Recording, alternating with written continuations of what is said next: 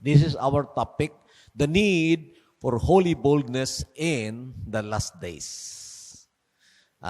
Nilagyan natin ito, episode 1, kasi we're looking forward na magpatuloy ito. And we would just stop as the Lord would enable us. Alam niyo kung titingnan po ninyo ang ating kapaligiran ngayon, at kung alam natin ang sinasabi ng salita ng Diyos, ay parang nandoon na nga tayo, nakapasok sa pinakahuling yugto ng tinatawag last days. Ang last days naman sa Bible, theologically speaking, ito yung mula pagparito ng Panginoong Jesucristo na siya'y isinilang doon sa sabsaban hanggang sa muling pagbabalik niya para maghari siya sa sanlibutan ito, ang tawag dyan, theologically, last days. Okay? So kung lumipas na ang 2,000 years, nandito pa rin tayo, meaning nasa huling yugto na po tayo ng last days. So very appropriate ang mensahe na ito. Hindi lang sa'yo, maging sa akin as God's preacher. Okay?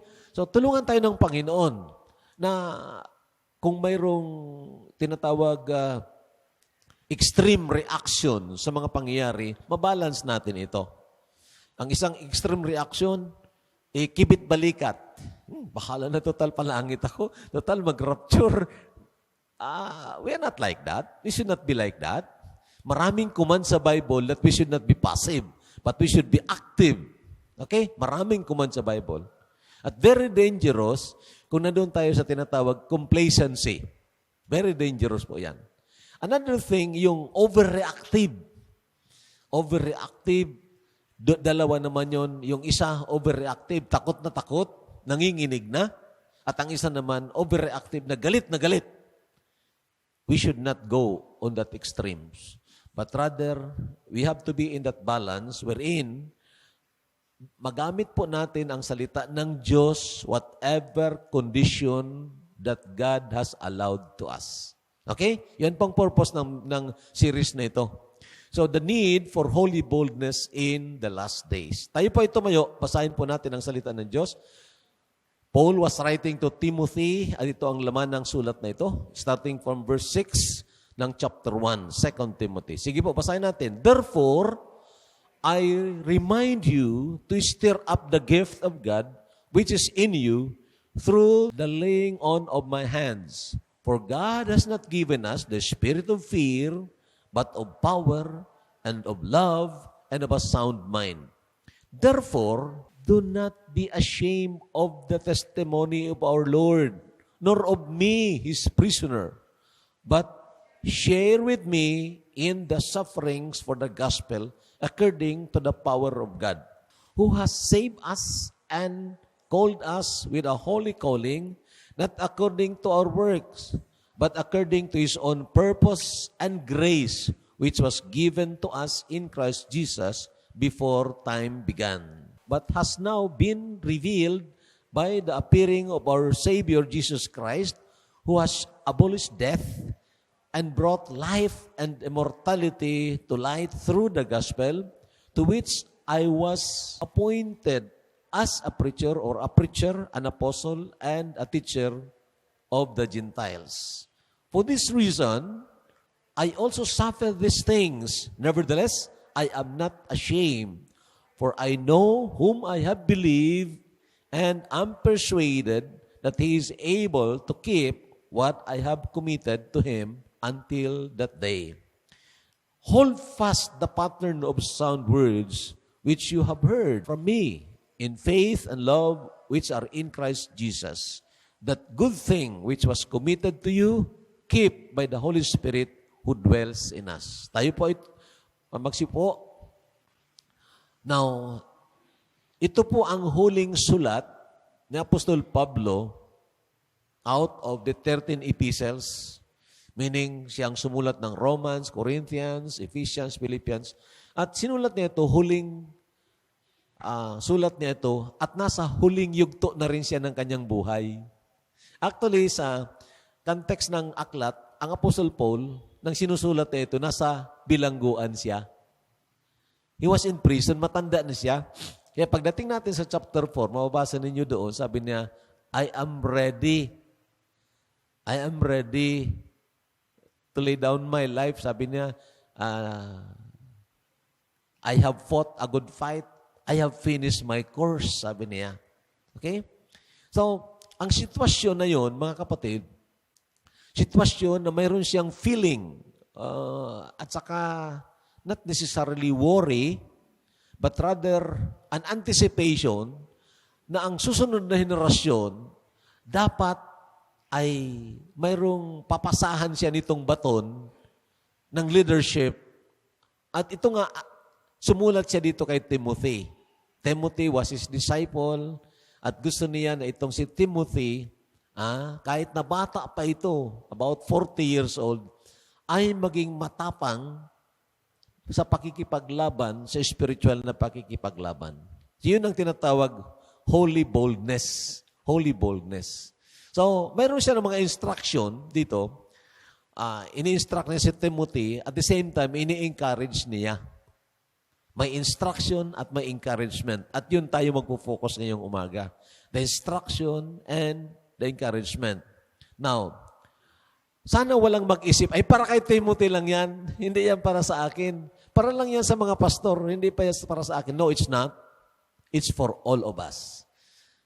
Sinusulatan si Timothy para i-lead niya ang mga tao na nasakupan na binigay ng Panginoon sa kanila. Timothy must be an example. So kung mayroong example, mayroong model, mayroong susunod sa model. In fact, pagsulat niya sa 1 Timothy chapter 4, verse 12, sabi na, let no man despise your youth, but be thou an example to the believer. So meaning, it's for us. Only Timothy was a model para ma-encourage ang mga mananampalataya. So ito ngayon, ang unang instruction na sa binasa natin is stir up the gift of God.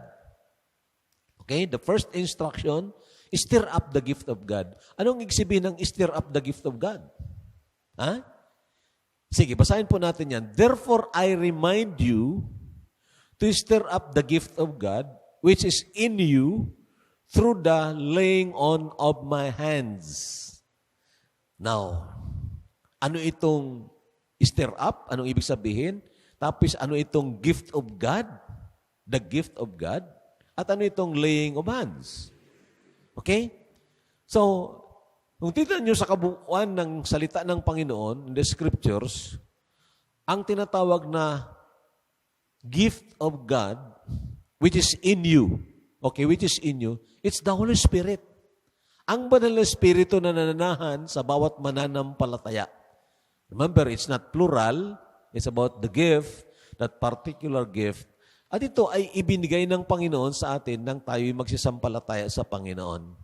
Na ito ay nananahan sa ating Espiritu, at ito ay kailangang, o siya ang magpapalakas ng ating inner person, the inner man, upang ang inner man naman natin, siyang mag-i-influence sa kaluluwa natin upang ang ating buong pagkatao, mindset o renewed mind, ang emotion na hindi nagre-reign, kundi principled emotion, at ang ating pagdidesisyon na naka-align sa kalooban ng Panginoon.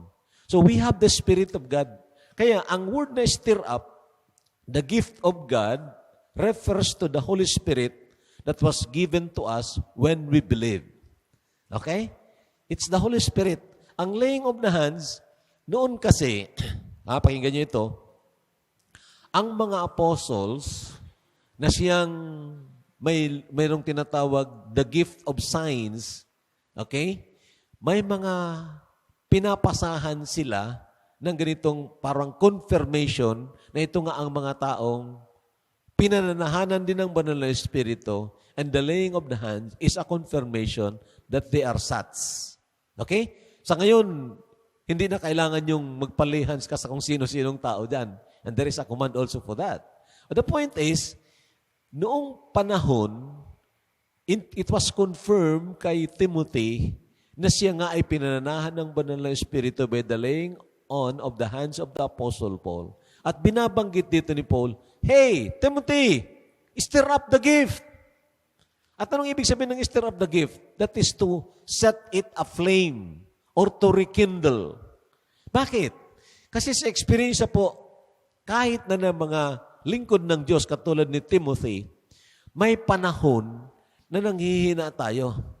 Okay? Nanghihina tayo at ang parabagang nadidiscourage tayo at ngayon parang ayaw na nating mag-move on. Mahirap na kasi. Ha?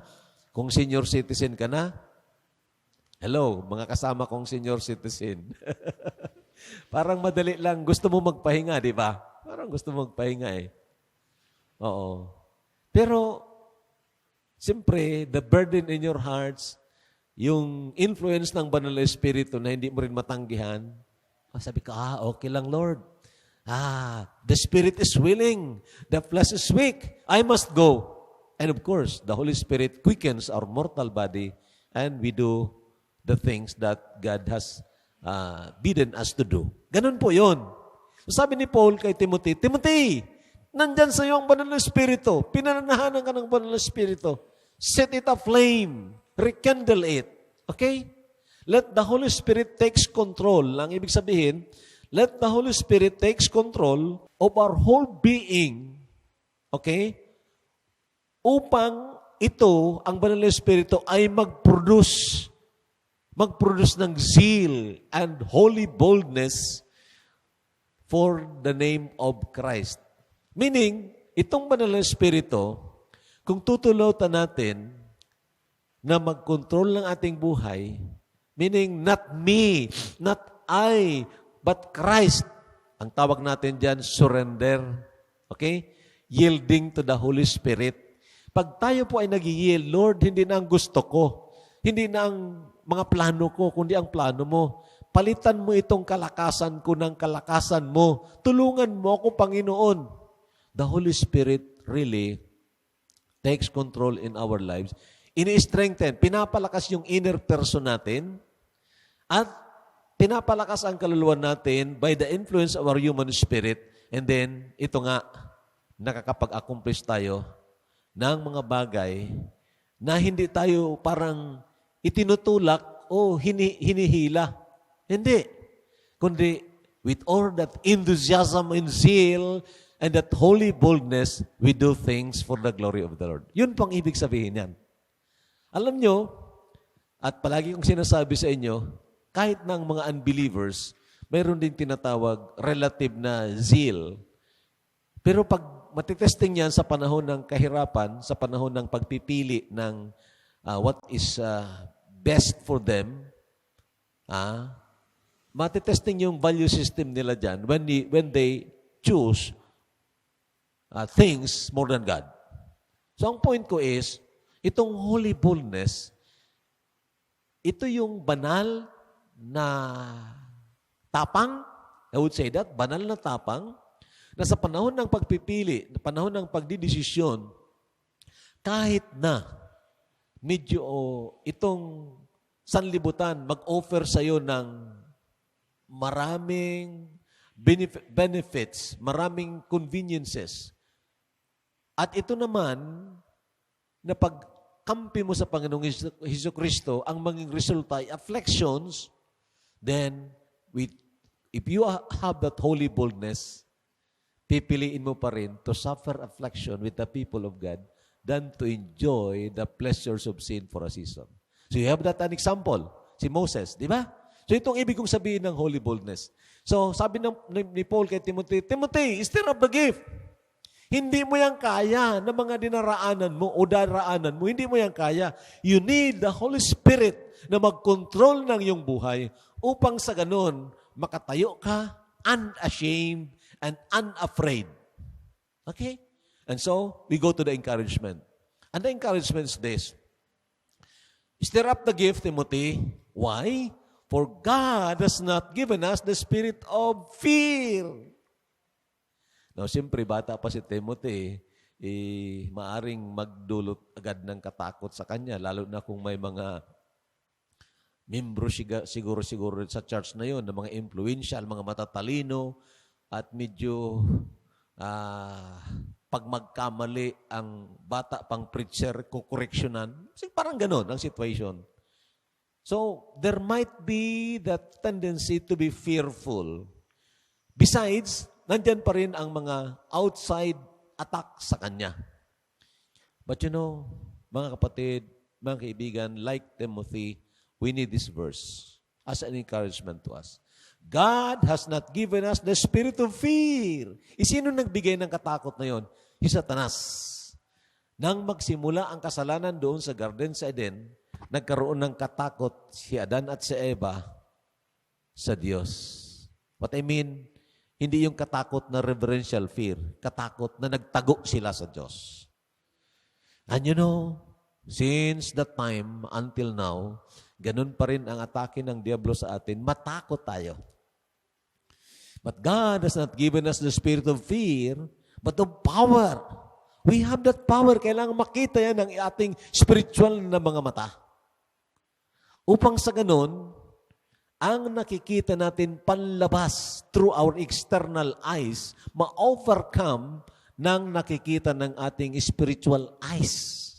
Greater is He that is in you than he that is in the world.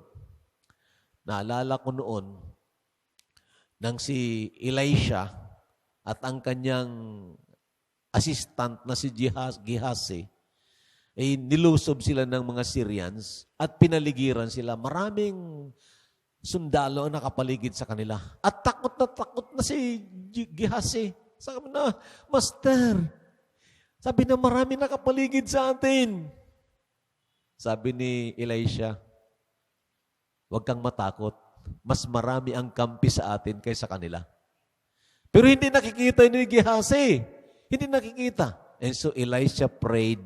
Nag-pray si Elisha, sabi na, Lord, ipakita mo sa kanya, open his eyes, the spiritual eyes niya. At binuksan ng Diyos ang spiritual na mata ni Gehazi. At nakita niya, maraming mga anghel na nakapaligid sa kanila, nakapalibot sa kanila. Kaya nga hindi sila matakot. Mga kapatid ko, sabihin ko po sa inyo, hindi ba nyo nakikita, ayon sa pangako ng Panginoon, na tayo ay hindi lang nakinakalinga ng Panginoon, we are encamped by His angels. Sabi ng Bible, Psalms 34 verse 7. Okay?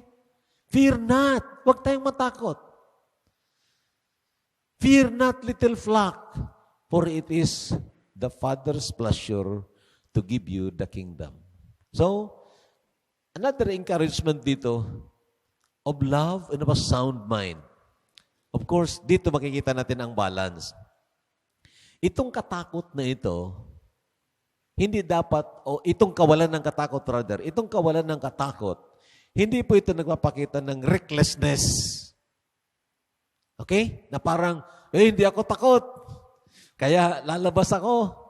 Ang mga Omicron na yan, kalokohan yun. Lalabas ako, wala ako ng face mask. Lalabas ako, kahit na sino. Hindi yun. Hindi yun faith. That is recklessness ang tawag dyan. We should put things in a balance. Okay? May real virus po talaga. Totoo yan. May real virus. At ang delikado pa nga, hello, makinig kayo. According to science, mas delikado kung ikaw bakunado kasi magkakaroon ng mutation ang virus diyan sa katawan mo kaysa doon sa hindi bakunado na ang kanyang immunity ay natural immunity lang. Ang virus kasi nakaka-adapt ng situation at nakaka-adjust. Okay? So, sa biology, ganun. Pag ikaw ay binigyan ng artificial na immune system, yung bakuna, then nag-adjust yung virus. Pero maya-maya, para mapanalunan niya itong bakuna, o kaya ang effect kasi ng bakuna, mag-create siya, mag-mutate siya. Kaya nga ito, according to statistics, mas delikado ang mga bakunado. Ito, warning na rin sa atin. Ako hindi masyado lumalapit sa mga bakunado kung wala ako ng face mask. Kasi mas delikado, mas madali silang makahawa kaysa mga hindi bakunado. Sige, tingnan ninyo. Tingnan nyo sa report. Sa Germany, 95% ng mga tinamaan ng Omicron at nakahawa sa iba, 95% mga bakunado. They have already produced the herd immunity. 71% ang bakunado sa kanila. And yet, nandoon. So, ang ibig kong sabihin, mga kapatid, balance tayo. Okay? Huwag nating i-ostracize ang hindi bakunado. Huwag nating gipitin. At huwag din nating tuyain ang mga hindi bakunado. Let us see that with a sound mind. Sound mind. Alam niyo yung sound mind? Ang sound mind na sinasabi, mga kapatid, a mind that is healthy. Na ang unang basis ng kanyang pagdidesisyon, kahit na hindi pa siya mananampalataya, ang unang basis niya ay ang kanyang common sense. Tama? Common sense. Okay. Example, bigyan kayo ng example para magamit natin ang common sense. Kasi sabi kong kanina, tayong mga Pilipino, na kultura tayo na sumunod, na hindi na natin iniisip, pinag-aaralan kung ang sinusunod natin tama o mali. Dahil nga doon sa pagkasakop sa atin ng mga banyaga. Di ba? Kultura natin yun, si senior na, or rather, huwes de kutsilyo na, si senior pa rin. Okay? Ganun ang kultura natin. So, bigyan kayo ng paggamit ng common sense. Sabi ng mga nag-introduce ng bakuna, hello? Sabi ng mga nag-introduce ng bakuna, lalo na yung mga Western countries, AstraZeneca, Moderna, Pfizer, and then Johnson & Johnson. Sabi nila, ito ay mas mataas ang efficacy kaysa mga tao dito sa East. Like Sinovac, Sinopharm, Covax ng India, at ng Sputnik ng Russia. Mas mataas ang efficacy nito, 95.5%. However, hello, makinig kayo ng maigi, common sense po ito, sound mind po ito. Sabi nila, kahit na bakunado ka, tatamaan ka pa rin ng virus. Anong ibig sabihin yan? Dalawang statement na nag-uumpugan laban sa isa't isa. Parang yung isang attorney, na hindi nananalo palagi sa mga trials niya, nagtinda na lang ng kaldero at ng itak. At sabi niya, pag nag-advertise siya, itong itak na ito, magaling ito, kahit alin nito, kaya niyang basagin. Kaya niyang putulin. Tapos hawak naman niya sa kaliwang kamay ang kaldero. Sabi niya, itong kalderong ito, kahit na hindi ito kayang basagin. Ito kahit kayang basagin, ito kahit walang makabasag sa kanya. That is contradictory. At yun ang sinasabi natin, gamitin natin ang common sense doon sa nagsasabi na kailangan kang bakunahan para ikaw ay protected. If you are not vaccinated, you are protected. Better to have protection than no protection at all. Nakakalat yan. Nakasulat yan. And yet, sasabihin sa iyo, kahit na bakunado ka, huwag kang magsiguro na hindi ka tamaan ng virus. Dahil ngayon, mas maraming tinatamaan ng virus, mga bakunado. So I'm trying to tell you, the balance of not being fearful and the balance of yung parang overreaction tayo, is the balance of a sound mind. Okay? Huwag tayong maging reckless na kahit saan punta ka, kahit sino kausapin mo, you should wear your mask. Use discretion. Nagtataka lang nga ako minsan nung unang bugso ng COVID bakit maraming mga medical persons ang nagkasakit at namatay? Marami. Di ba? Hindi ba sila naghugas ng kamay? Hindi sila gumamit ng sabon? Hindi sila nag-face mask? Hindi sila nag-face shield? Lahat yung ginawa nila. May PPE pa nga. It's a big question mark to me. I just use my common sense, a sound mind. So, ang encouragement dito kay Timothy, hey, Timothy, stir up the gift because God has not given us the spirit of fear. Pangalawa na instruction dito, be not ashamed of Christ's testimony. Okay, sige, basahin natin ang verse. Verse 8. Therefore, do not be ashamed of the testimony of our Lord, nor of me, His prisoner, but share with me in the sufferings for the gospel according to the power of God. Na medyo himay-himayin natin ito. Tingnan nyo, ha? Do not be ashamed.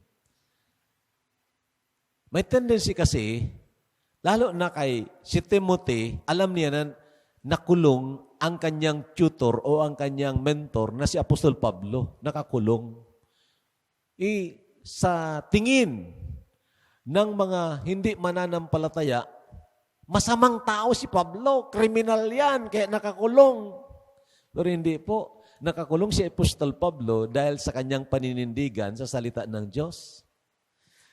However, ang tendency sa mga, bata pang pastor katulad ni Timothy, na matakot at mahiya na. Saan naman yung tutor mo? Sana yung Pablo mo?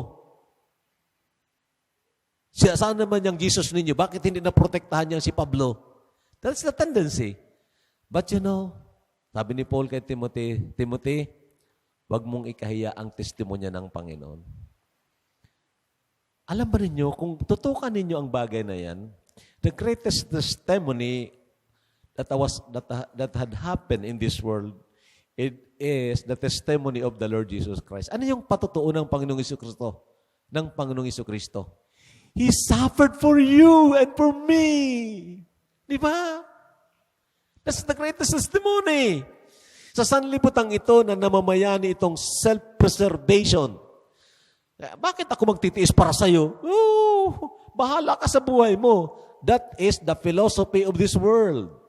But the philosophy ng Panginoong Jesucristo nang pumunta sa sanlibutan ito, wala siyang kasalanan, pero siya ang nagbayad ng kasalanan mo at ng kasalanan ko. And if you are a recipient of that salvation, dapat mo bang ikahiya ang taong ito?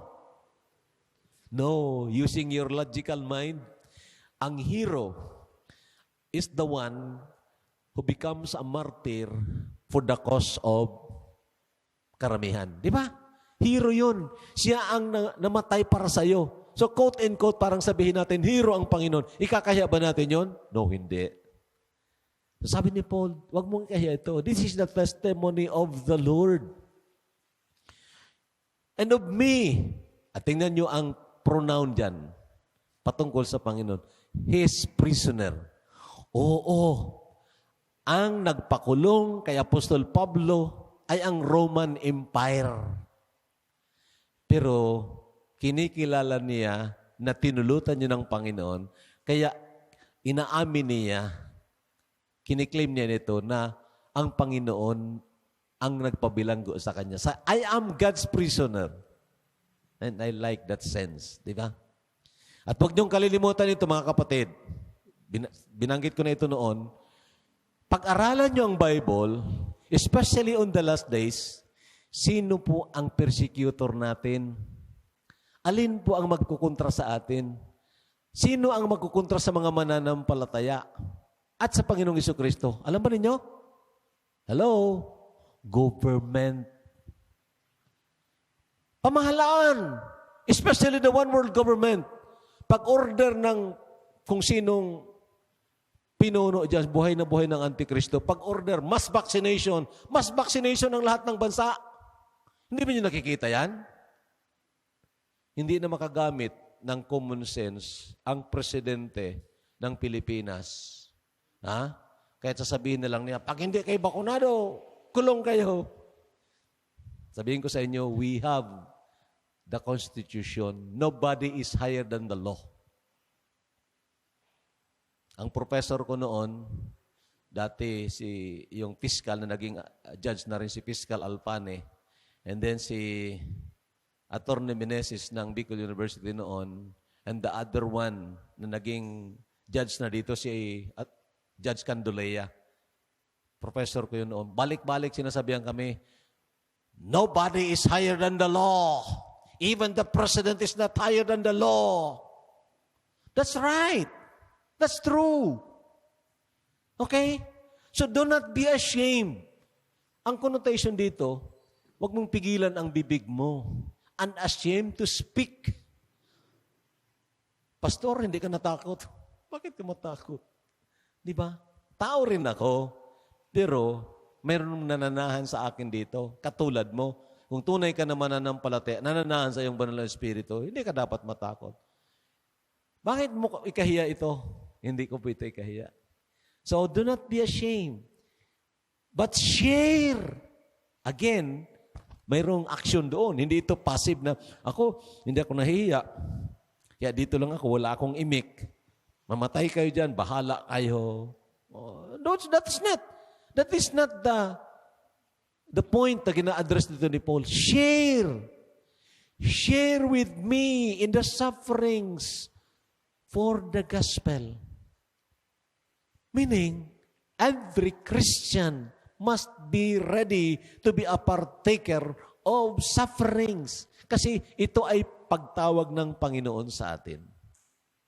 Isa sa pagtawag ng Panginoon sa atin. For unto you it is given that in the behalf of Christ not only to believe on Him, but also to suffer for His sake. Philippians 1:29. At maraming pang iba. Kung takot ka maghirap, alang-alang sa pangalan ng Panginoon, malaking question mark ilalagay sa iyo. Dahil kung minsan nagtitiis nga tayo sa mga temporal na mga bagay, binibigay natin ang buhay natin doon, nagkukonsumo tayo ng pera, nagkukonsumo tayo ng oras doon, pero sa kahirapan sa pagpapahayag ng salita ng Panginoon, we do not want to participate, there's something wrong. Okay? And the encouragement, ito tayo. So instruction, encouragement. Ito ngayon ang encouragement. Who has saved us? Wow, I like that. Oo nga. Bakit mo kaya linigtas ka eh? At yun ang sinasabi ko kanina, hero natin dapat ang nagligtas sa atin. Who has saved us? And called us with a holy calling. Sino ba itong nagtawag sa atin?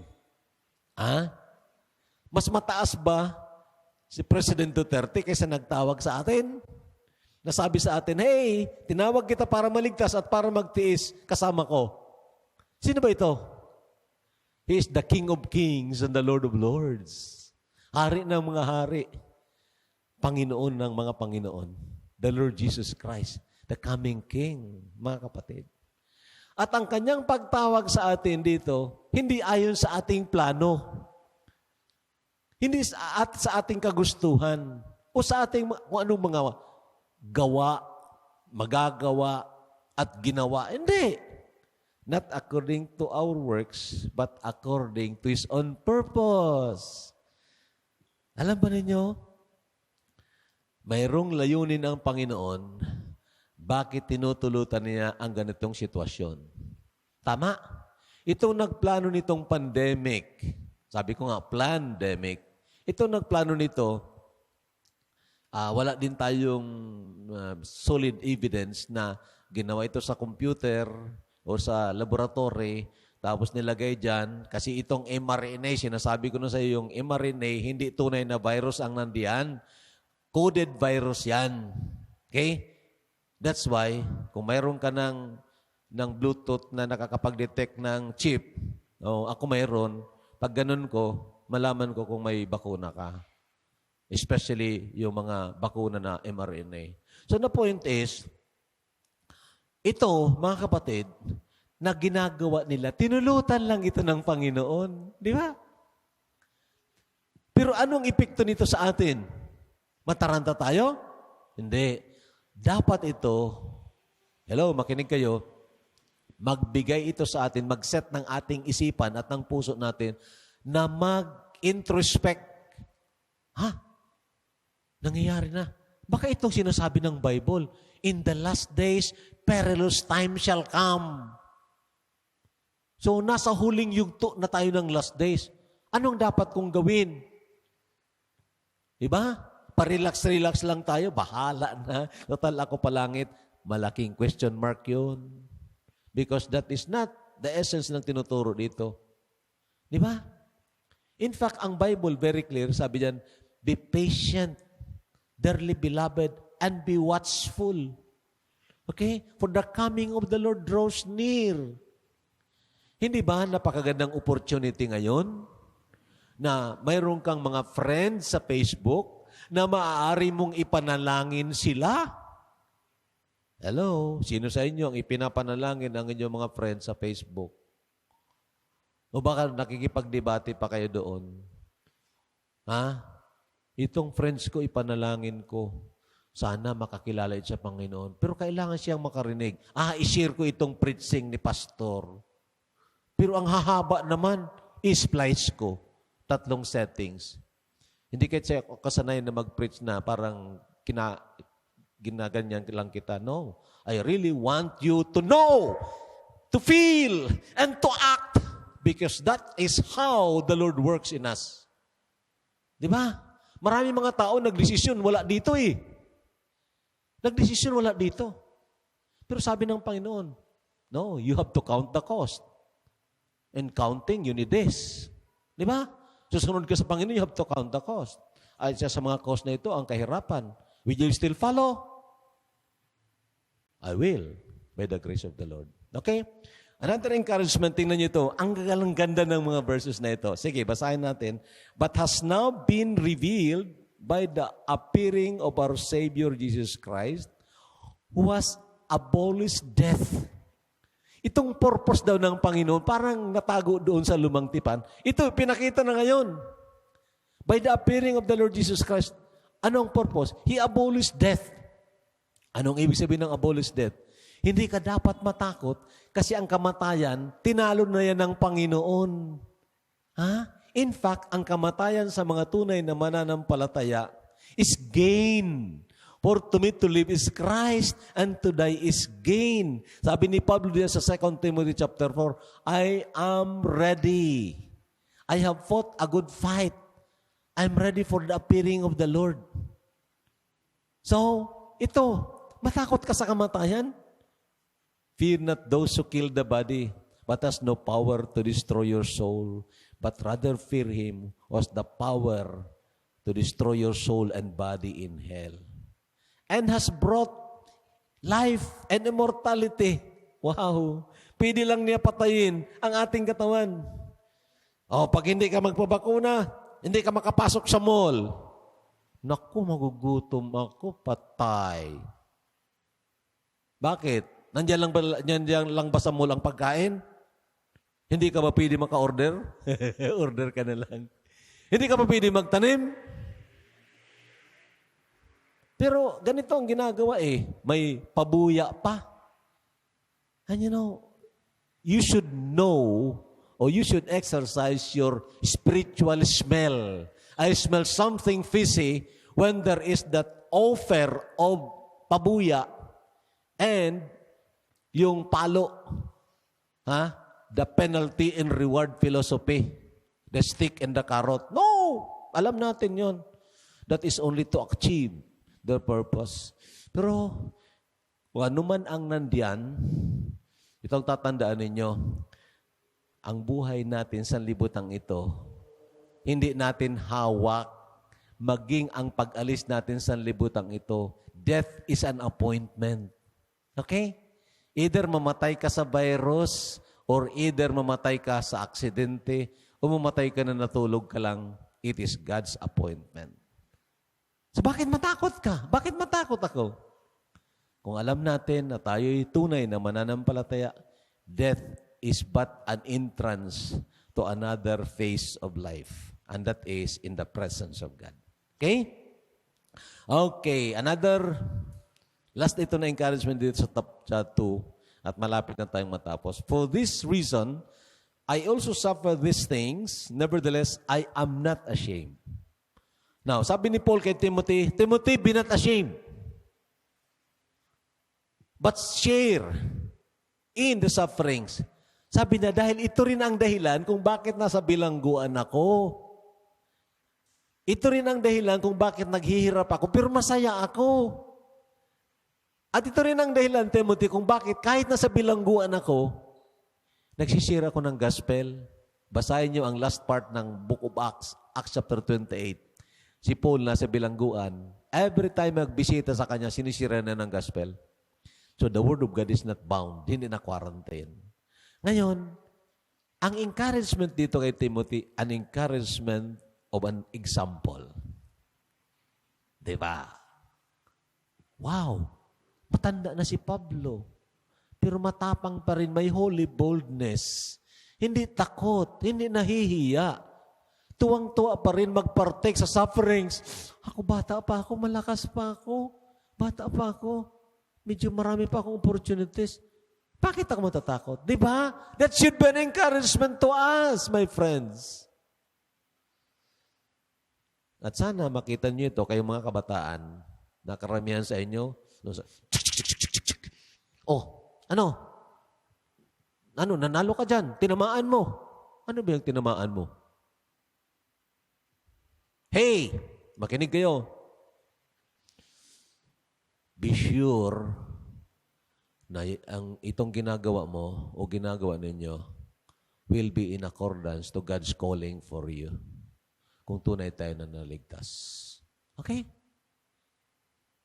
I'm not saying na mali kung maglaro ka ng maglaro, pero maglaro ka na halos ang buhay mo nandiyan na sa paglalaro kaysa mga bagay na dapat mong gawin, then there's something wrong. A big question. Okay? So, at ang encouragement, the last part dito, sabi niya, ang faith ni Pablo. Not only an example, but the faith of Paul. Sabi niya, I know whom I have believed, and I am persuaded. I am persuaded that He is able to keep that I have committed. Ibinigay ko ang buhay ko sa Kanya, ito, kaya niya itong alagaan. May COVID-19 man, wala COVID-19, kaya niya itong alagaan. Ibinigay ko niya ang buhay ko sa Kanya. And you know, kung bata ka pa na katulad ni Timothy, mapakinggan mo itong sinasabi ng matatanda na dumaan ako sa problema na yan. Dumaan ako sa kagipitan na yan. Pero alam mo, mayroon akong pinagkatiwalaan ng buhay ko. Si Jesus Christ. Kaya ngayon ito pa rin ako. Masigla pa rin sa biyaya ng Panginoon. You should be encouraged. Tama. You should be encouraged. Bakit? Itong dinaraanan ba natin, hindi alam ito ng Panginoon? Marami nang dumaan dyan, sobra pa sa atin. Mesak, Sadrak, Abednego, natakot ba? Natakot ba? Kaya nag-surrender sila sa kanilang pananampalataya? Hindi. Si Shipra at Shipyua, natakot ba sila? Sa patakot ng gobyerno? Hindi. Nagpatuloy sila. Ang ibig kong sabihin, objectively, they followed the Lord because ito, may mga dumaan na sila ay nakapasa. By faith, makapasa rin tayo. But I'm telling you, my friends, my beloved, parang ito na nga ang sinasabi ng Bible, this know also, alamin mo ito, that in the last days, nasa huling yugto tayo ng tinatawag last days, perilous time shall come. Mapanganib na mga panahon ang darating. At dumating na nga. Dumating na nga. Maraming fake news. Naku, marami. False prophets, marami ngayon. And kailangan nating magkaroon nitong holy boldness to speak and holy boldness to stand. To stand na hindi kalaban ang sinuman. To stand for the sake of Christ and for the sake of the gospel. Sana tulungan tayo ng Panginoon. Okay po, tayo po'y tumayo, tayo po'y manalangin. Our great God and loving Father, Panginoon, Ikaw nakakaalam ng ganitong mga bagay na daraanan po namin. Ikaw po, Panginoon, ang aming pinagkatiwalaan ng aming buhay. Maraming salamat. Maraming salamat po sa mga katotohanan ito na aming napakinggan. Tulungan mo po kami, Panginoon, na kung anumang mga patakot ng Diablo, gamitin man ang pamahalaan, gamitin ang kung sinong tao diyan para patakutin kami, manindigan po kami sa tama at sa totoo, alang-alang sa iyong pangalan. Tulungan mo ang bawat isa sa amin. Mahina po kami, Panginoon. Hindi po namin kaya ito. Pero salamat, nandyan sa amin ang Banal na Espiritu.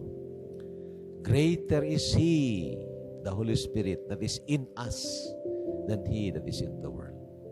So, Lord, set our faith aflame na sa halip na paniwalaan namin ang mga whispers ng sanlibutan ito sa kung ano ang mabuting buhay, kuno, then we only listen to your word, for you know what is real life and what is real satisfaction. So Father in heaven, tulungan mo na maging mga masugid na mga pahayag ng salita mo ang bawat isa. Sharer of your word, especially today. And then of course, maging prayerful and watchful. Maraming salamat po, Panginoon, sa mga encouragement mo. Pagpalain mo po ang bawat isa sa amin. In Jesus' name, Amen.